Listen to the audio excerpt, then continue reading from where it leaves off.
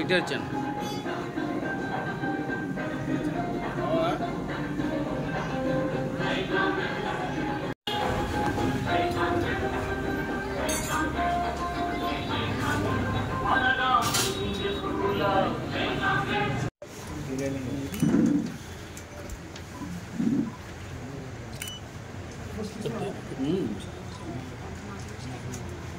పెట్టు 25/4/2024 లక్షవారం CPI CPM Aam Aadmi party సహాయ సహకారాలతో నేను కాంగ్రెస్ పార్టీ అభ్యర్థిగా ఈరోజు 1 గంట లోపునే నామినేషన్ వేస్తున్నాను.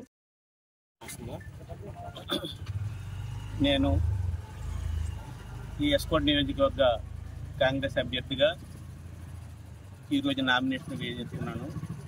ఈ నామినేషన్ కార్యక్రమానికి CPI CPM Aam Aadmi party అందరూ కూడా పూర్తిగా సపోర్ట్తో పూర్తిగా నా వెనకాతలే నడిచి నాకు పూర్తిగా సహాయ సహకారాలు అందిస్తున్నారు.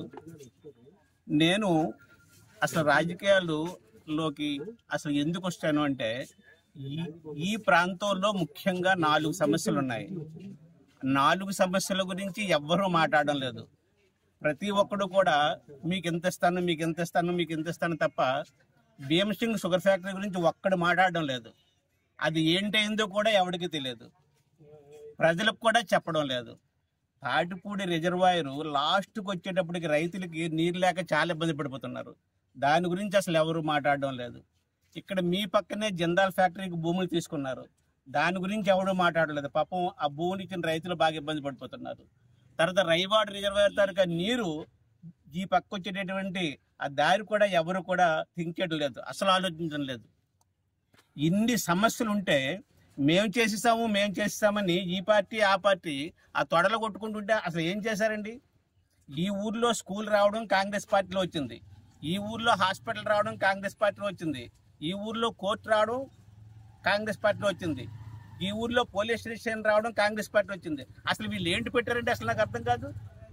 అన్ని సంస్థల్ని స్థాపించింది కాంగ్రెస్ పార్టీ.